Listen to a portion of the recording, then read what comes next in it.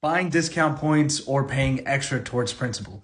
Which one is better for your mortgage? That's a great question. The answer depends on how long you plan on keeping that home. Let's look at some real numbers to know for sure. On a $300,000 loan with zero discount points and an interest rate of 7%, your mortgage payment, just principal and interest, is going to be $1,996. And you're going to end up paying $418,000 in interest over the course of 30 years.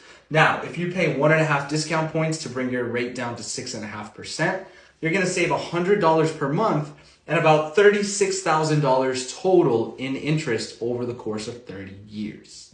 Now, does this make sense? Well, let's take a look at it. You're paying about $4,500 because 1 point is 1% of the loan amount, so 1.5 would be $4,500 to save $100 a month. If we do some simple math, then basically that'll take you 45 months to recoup, which means if you put $100 in a savings account every month, it would take you 45 months to come up with that $4,500.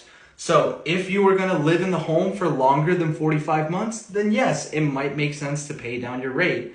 If not, then no, it wouldn't make sense because you'll move out of the home before you even make up that cash. Now, if you plan on keeping the home long term for the full 30 years, let's look at what would happen if you don't pay any discount points, but instead you put $100 extra every single month into that principal. At the end of 30 years, you wouldn't have a mortgage anymore because you'd pay it off in 25 years. And you would only pay $350,000 total in interest, saving you approximately $68,000 in interest.